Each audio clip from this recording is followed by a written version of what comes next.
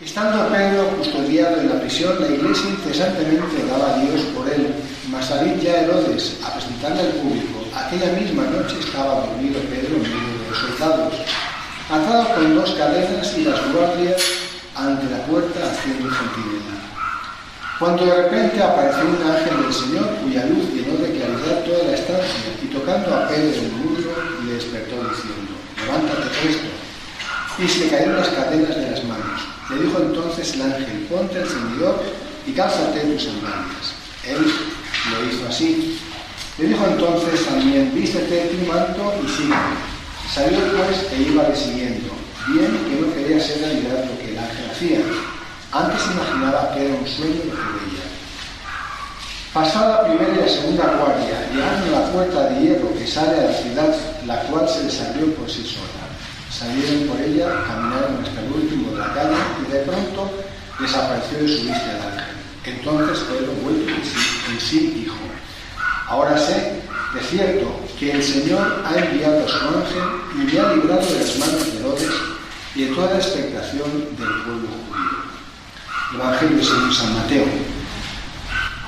En aquel tiempo vino Jesús al territorio de Cesarea de Filipo y preguntó a sus discípulos: «¿Quién dicen los hombres que es el Hijo del Hombre?». Y respondieron ellos: «Unos dicen que Juan el Bautista, otros que Elías, otros, en fin, que Jeremías o alguno de los profetas». Les dijo Jesús: «¿Y vosotros, quién decís que soy yo?». Tomando la palabra, Simón Pedro dijo: «Tú eres el Cristo, el Hijo de Dios vivo». Y Jesús, respondiendo, le dijo: «Bienaventurado tú, Simón, hijo de Jonás, porque no te ha revelado eso la carne ni la sangre, sino mi Padre que está en los cielos. Yo te digo que tú eres Pedro, y sobre esta piedra edificaré mi iglesia. Y las puertas del infierno no prevalecerán contra ella, y a ti te daré las llaves del reino de los cielos. Y todo lo que atares en la tierra será también atado en los cielos, y todo lo que desatares en la tierra será también desatado en los cielos». Un año más el Señor nos da la gracia de poder celebrar esta fiesta de los Santos Apóstoles, que son los pilares, las columnas sobre las cuales el Señor quiso edificar su iglesia, y junto con ellos los demás apóstoles, y desde entonces la iglesia, una santa, católica y apostólica, se ha fundado sobre la fe de Pedro. Su persona pasó, fue martirizado, su cuerpo se enterró, como todos nosotros seremos enterrados, pero la fe de Pedro, esa fe revelada directamente a él por el Padre, es el fundamento de la iglesia. Y es la fe que confesamos en el credo, pero esa síntesis del credo es muy sencilla. Tú eres el Cristo, el Hijo de Dios vivo. Ahí está encerrado todo lo que tenemos que creer para salvarnos, porque ahí están implícitos todos los misterios de la fe. Y por eso es por lo que Pedro, yo creo que se sorprendería: caramba, ¿de dónde me vino esto? Para recibir la respuesta del Señor. Bienaventurado Pedro, porque antes de Pedro otros habían dicho también que Jesús era el Hijo de Dios: Natanael, Juan Bautista. Pero ninguno recibió esa alabanza de Pedro. ¿Por qué? Porque Pedro tuvo una revelación directamente del Padre. Igual Jesús dijo: el Hijo es el que conoce al Padre, y el Padre es el que conoce al Hijo, y aquellos a quien Él da a conocer.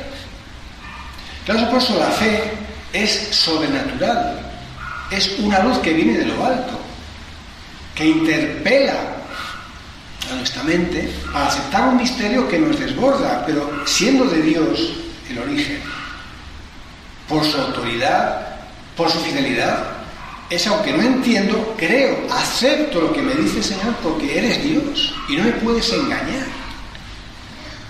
Y esta es la fe que ha llevado a Pedro, a Pablo, a todos los apóstoles y a tantísimos después de ellos a derramar la sangre por esa fe, por confesar esa fe. Todos los apóstoles. Y después de ellos, ¿cuántos papas mártires, obispos mártires, confesores de la fe con su sangre? Por el poder de Dios. Porque esa fe que ilumina la mente y que transforma la vida y que la dirige hacia una vida nueva, es lo que ha cambiado este mundo. Es lo que ha hecho posible que este mundo que estaba en tinieblas recibiese la luz. Y así lo ha querido el Señor. Ese ha sido su plan providencial. Claro, nosotros quizás nos podemos sentir muy perplejos, quizás confundidos, viendo la historia de la Iglesia, que es apasionante, también es tristísima, pero también es gloriosa. Y en esta etapa de la historia que nos ha tocado vivir a nosotros, por pura gracia de Dios, vivimos un tiempo en el cual estamos sin Pedro, sin su vicario visible. Y podemos caer en dos extremos que hay que evitar. Primero, la desesperanza, la pasividad, de modo, pues no hay nada que hacer, ¿no? Y esto no es. ¿Qué hicieron los primeros cristianos? Oraban, pidiendo lo imposible, claro que sí. Pero oraban, conscientes de que esa oración incesante es lo que Dios les pedía para que Él hiciese lo que tenía que hacer. No sabían qué iba a hacer Dios. Sabían que había que pedir. No que se libere Pedro, sino que sea tu voluntad. Y la voluntad de Dios era clarísima. Claro, después lo hemos visto clarísimamente. La voluntad de Dios es que Pedro no muriera en Jerusalén. Es que muriera en Roma, varios años después. Claro, por eso Dios cambia los planes de los hombres en función de su propio plan, para poner todo a su servicio. Claro, por eso Pedro, claro, estaba durmiendo tranquilamente antes de su ejecución, porque su fe le había dicho: Señor, lo que tú quieras, tú lo puedes todo, y tú sabes que te amo, y estoy dispuesto a dar mi vida aquí o donde quieras, como quieras, por mano de quien quieras. Y por eso dormía plácidamente. Y el Señor dijo: no vas a morir aquí. Le envió un ángel y ya conocimos una historia maravillosa de su liberación de Jerusalén. Y claro, fue tal el estupor de los que oraban que no se lo creían. Llega Pedro, toca la puerta de la casa donde estaban. Es Pedro, está loca. Es Pedro. ¿Cómo? Sí, es Pedro. O sea, Dios tiene los milagros para llevar a cabo su plan. Y claro, por eso a veces desbordan mucho más de lo que nos podemos imaginar nuestras expectativas, en todos los campos. Y en el campo de la Iglesia mucho más. Pues realmente es una barquilla, una barquichuela que ha estado zarandeada de tantísimas formas por los vientos de la historia, por hombres, imperios, naciones. Y la Iglesia está ahí. Estamos aquí, la Iglesia, porque confesamos esa misma fe. Y aunque en México hubiese solamente un católico que profesase esa fe, ahí está la Iglesia, en ese católico o en esa católica. Porque Pedro es la roca por su fe, no por su persona, por su fe. Claro, por eso los ataques del demonio han sido siempre contra la fe, porque destruyendo la fe, destruye todo. Claro, por eso Pedro tenía que ir a Roma, porque Roma era el lugar, iba a ser la nueva Jerusalén. La Roma pagana, la reina de los gentiles, iba a ser la ciudad eterna. Y él iba a ser obispo de Roma, vicario de Cristo, pastor universal de la Iglesia, vicario de Cristo porque es obispo de Roma. Y claro, todo esto nos tiene que llenar de una grandísima certeza y de un criterio de discernimiento clarísimo.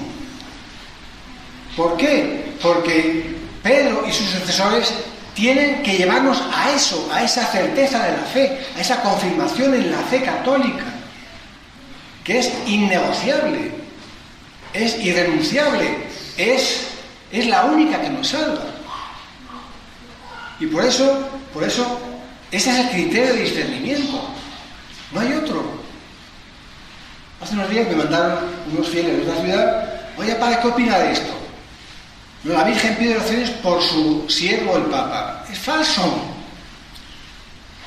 ¿Cómo la Virgen va a pedir oraciones por su siervo el Papa? No el Papa. ¿Cómo? ¿Cómo vamos a rezar por un impostor?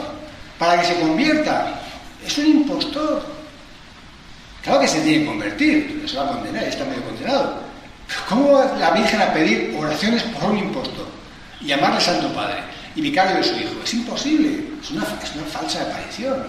Es una falsa revelación de la Virgen. Porque ese es un criterio definitivo.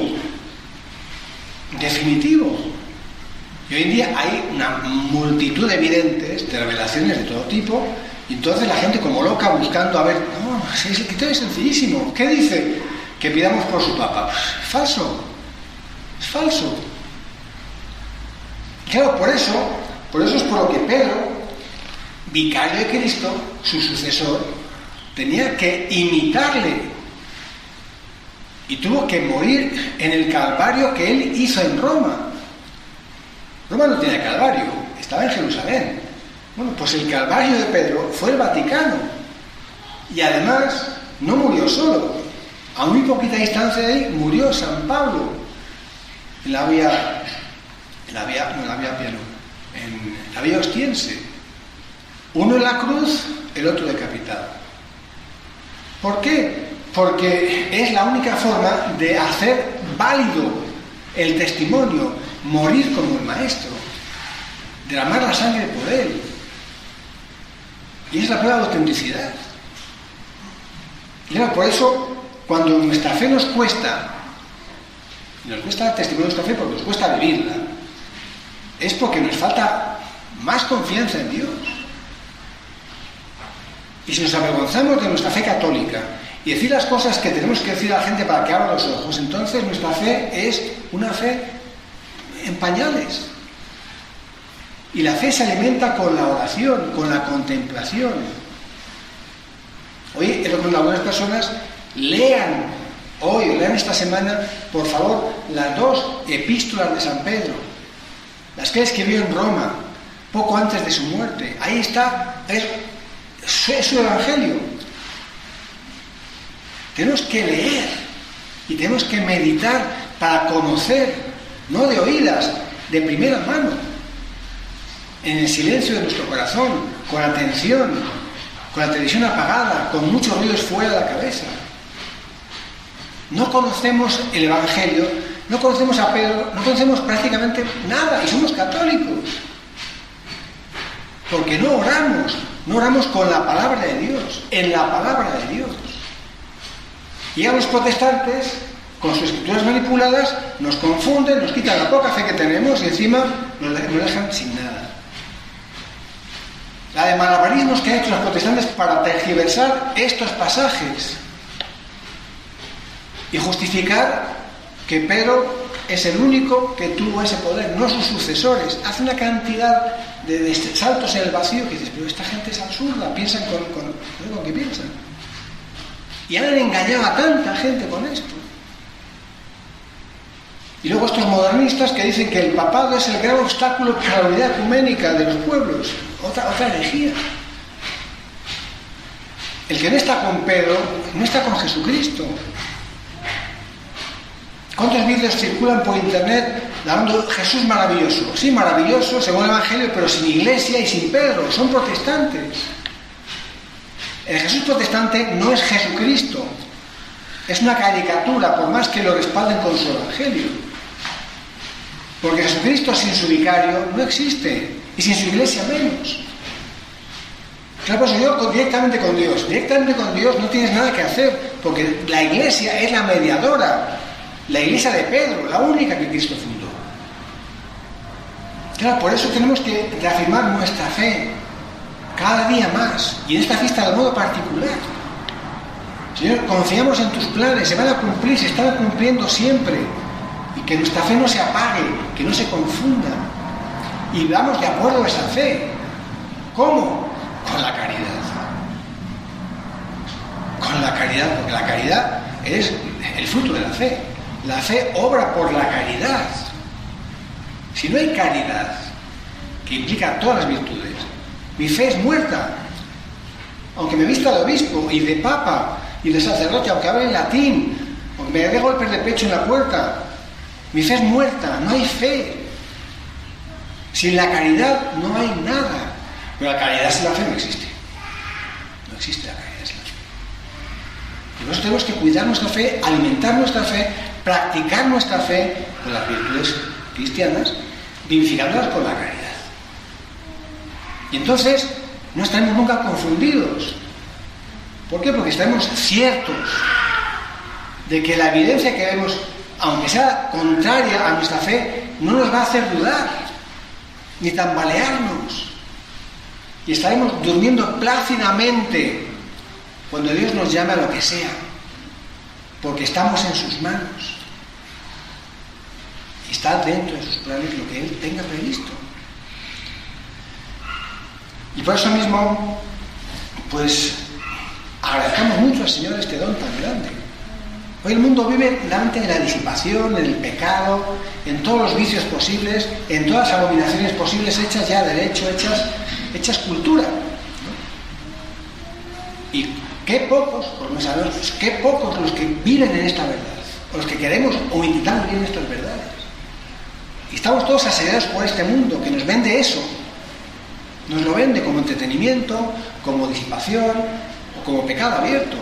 Como somos de carne y estamos en este mundo, pues estamos bajo ese influjo también. Es una lucha a muerte, a lucha por nuestras almas, por nuestra salvación. Entonces hay que estar en la iglesia y orar con la iglesia y como la iglesia ora. Y hay que vivir así para poder morir también un día así. Y salvarnos, y salvar nuestra alma, y salvar nuestra vida. Y qué tristeza los que se han prestado a estos engaños, porque también son hombres como nosotros, no son demonios encarnados, son hombres que han apostatado, que han vendido su alma al demonio, por las razones que sean, y se han infiltrado en la iglesia. Y esto no es ningún plan conspiranoico ni paranoico, esto es la pura evidencia. Falsos papas, falsos obispos, falsos teólogos, con piel de católicos, modernistas, herejes, apóstatas. Y claro, han engañado a multitudes. Es un engaño casi perfecto.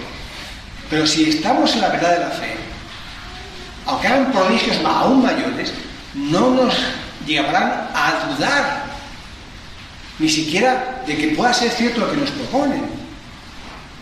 Porque tenemos la fe de Pedro y tenemos que ir a las fuentes, al Evangelio, a la doctrina perenne de la Iglesia, que no ha cambiado en 2000 años, ni puede cambiar. ¿Por qué? Porque es doctrina revelada por Dios para que sea nuestro alimento espiritual y que sea la garantía de nuestros méritos. Porque si nos cortan la cabeza siendo anglicanos, no nos sirve de nada, no nos sirve de nada. No hay mártires en los herejes. No hay mártires. Solamente Dios valorará la buena fe de la gente, pero no hay mártires. ¿Por qué? Porque fuera de la Iglesia Católica no hay salvación. La Iglesia de Pedro, y con Pedro, y bajo Pedro. Y esto es muy importante tenerlo en cuenta. ¿Por qué? Porque no hay ningún tipo de negociación con nada que tenga que ver con nuestra fe, con nadie. Aunque sea mi padre, mi madre o quien sea, no tengo nada que negociar con ellos sobre mi fe católica. Es mejor cortar las relaciones con ellos. Educación y cariño sí, pero nada más. Tú haz lo tuyo y yo haz lo mío. Tú estás en tu iglesia, yo estoy en mi iglesia católica. ¿Qué radical te has vuelto? ¿Qué fanático? Sí, totalmente. Evidentemente. ¿Por qué? Porque no estoy dispuesto a jugar mi salvación a las cartas con nadie. Y si nos equivocamos, ya lo veremos el día del juicio. Yo espero no equivocarme, si es lo que sigo. Pero tenemos que pedir mucho para que esa luz la podamos reflejar con nuestra vida. No son palabras, no son discusiones teológicas. Es nuestra vida que se refleja, una vida cristiana auténtica. Yo tengo que ir por delante de nuestras palabras. Si no, somos unos charlatanes, que no convenceremos a nadie, porque Dios no va a usar de nuestras palabras para iluminar a nadie. Vamos a ser nosotros, y eso no tiene ningún efecto salvífico con nadie. Y por último, pues pensemos realmente la alegría del triunfo de los apóstoles. Es, ya Señor, podemos ir en paz, después de haber dado la vida por ti y por tu evangelio. Otros vendrán. ¿Cuántos? ¿Quiénes? Tú lo sabes. No preocuparnos por el futuro. Está todo escrito en la mano de Dios. No andar ahí buscando. O sea, no tentemos a Dios. El futuro está escrito para Dios, solo para Él. Vivamos bien el presente y dejemos que el futuro se vaya haciendo presente con la gracia de Dios, sin angustiarnos por nada más que por servirle y amarle con plenitud, en la verdad. Y entonces, de verdad, nuestra vida será, aunque esté entre tormentas, será paz, y será alegría, y será gozo anticipado del gozo eterno que Dios nos ha prometido y nos dará, junto con toda la iglesia triunfante que ya están ahí esperándonos y animándonos para que este combate que estamos luchando por ellos y con ellos sea una victoria para todos nosotros. Y que María Santísima, la Reina de los Apóstoles, que comulgó tantas veces de manos de Pedro, que ella nos dé esa certeza de la fe. Ella estuvo en los primeros años de la vida de la Iglesia, estuvo allí, animando, confortando, aconsejando. Su presencia era todo. Pues María sigue presente en la Iglesia, ¿no? Y pues tenemos que estar muy cerca de ella para que nuestra fe no se tambalee. Persecuciones, martirios, exilios. María llama a todas a Santiago, benditos a Dios. Y nosotros también ir detrás de él. Cuánta paz, cuánto ánimo, no pasa nada. Como la madre de los macabeos. Hijo, ya ha matado a tus 6 hermanos, tu ánimo, persevera en la fe, al final nos veremos todos juntos en el cielo. No tengas miedo a estos tiranos, pasarán como todos pasan. Dejémonos animar así, para que podamos también animar a otros, con alegría, sin ningún tipo de resentimiento, sin amarguras, sin estar más que deseando el bien de todos y su conversión. En nombre del Padre, y del Hijo, y del Espíritu Santo.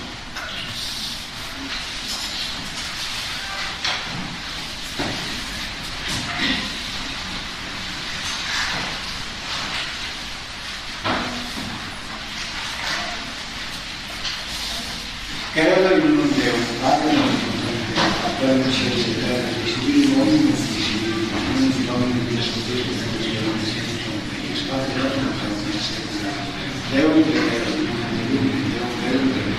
vieni non fatto per un lungo fatto sostituito per non sono con sotto i cieli e incarnato questo Spirito Santo e come fatto stesso senza errore si può studiare la pace e le diverse sue servire secondo scrittura della gente di cielo sera e trattati e tutto il conflitto non dimenticare questo Signore e di Spirito Santo nos homini vivificando e le spade di quello che c'è di un parte e figlio la data di lo che si sta e una santa e conflitto con la fisica e la scienza del lavoro ed effetto la soluzione del lavoro e vita